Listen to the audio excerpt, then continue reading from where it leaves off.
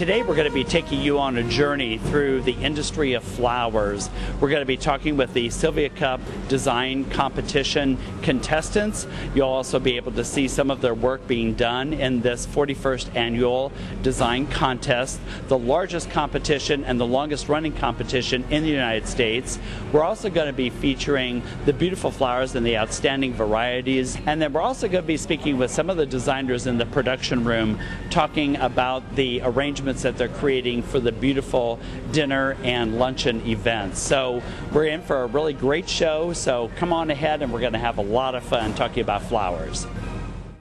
Hello everybody, we're here at the Society of American Florists Convention in Palm Beach. I'm John Klingel and I'm here with Brian Vetter, and we're going to be talking about design production for dinners and events, parties like that.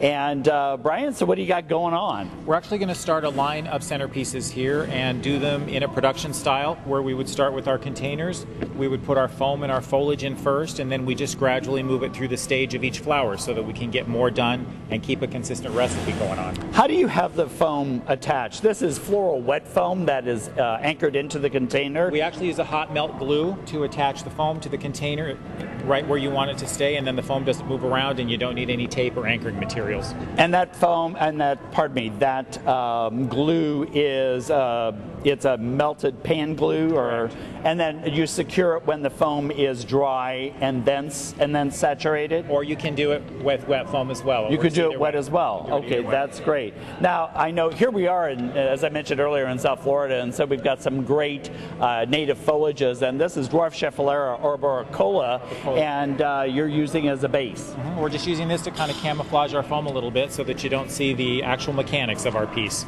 And then we move to the next stage and go to the next flower, which would be roses. And we would insert our roses in color groupings like you see here to again camouflage that base down there. So here you've used a combination of white, light pink, and dark pink into the floral foam. Correct. And the foliage. And now what are you doing next? Now we're inserting the Cymbidium orchids, again in groupings. We've got 2 white and 2 pink, so we're going to put 2 white together on one side and then 2 pink together on the other side. Okay, so it really, in order to get some visual impact, you're grouping them according to colors. Exactly, the darker on this side to balance, and then the lighter in between, and then the 2 white orchids and the 2 pink orchids on the other side. Well, I know color is the first element the eye recognizes, so instantly, you know, people are going to go, I believe, to maybe the lighter colors, and then they're going to bounce, the eye's going to bounce around and go to the darker colors then later on. It's a beautiful combination. It actually looks very delicious. Actually very pretty, the way the shades all kind of blend together. Wonderful, wonderful. Now your next step here is? Next we're going to add a little bit of height, and we're just going to take 2 dendrobium orchids and put them out the top so that it's got a little bit more height, and then we'll do that to each of them so that they all match. So each of the arrangements then will be coordinating together. Now, where are these designs going to be used? These will be in the center of a dinner table, each one of them, and that's why there's only 2 tall spikes so that it's still sparse and people can still see in and around, but the bulk of your centerpiece is low on the table. I noticed that the arrangement is off-centered in the dish. Is there something else going to happen over here? We're actually going to fill the dish down here with a little bit of sand and scatter a couple seashells here.